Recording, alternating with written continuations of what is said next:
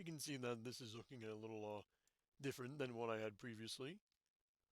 This is a abandoned game engine called Reality Factory, built on the Genesis 3D engine. It was a big thing back in the early 2000s, but it has since been, well, abandoned. So I'm just going to compile a level and show you what I got. And pretty much how this engine works is it's pretty much like you're modding an already compiled game. And you can see here's the cockpit of MARDUK, kind of.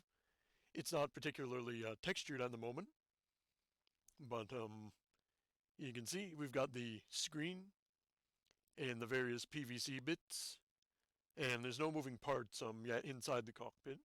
And that screen is actually just a cleverly made hole outside the front. And you can see a bunch of stuff in the upper left-hand corner, which is like code diagnostic hoo-ha.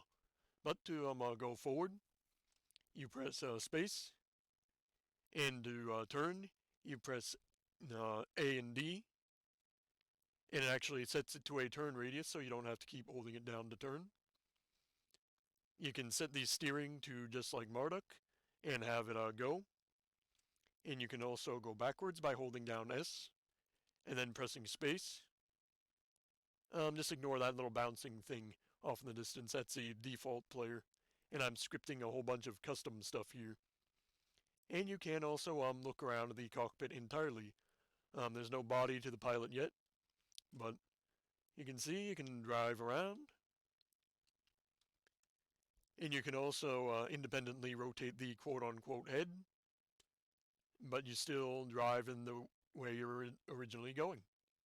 So that is kind of neat. Then here, let me just rotate the head back-ish. And we'll look at the model of MARDUK, which you can see sitting right there. Ain't it all pretty? That's not a actual full model. It's just a texture showing off the wireframe. But I can make it a full model, you know, taking photographs of MARDUK and applying it to the 3D model. And you can hear a bunch of crazy sounds and stuff. That's because I haven't modified the original player entirely so that he shuts up so we can play the game.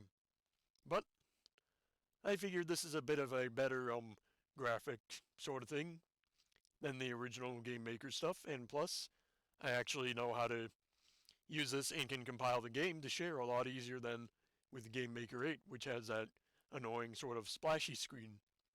So, if you do enjoy my content, be sure to like and subscribe, and pilot a simulated mech today. Bye bye.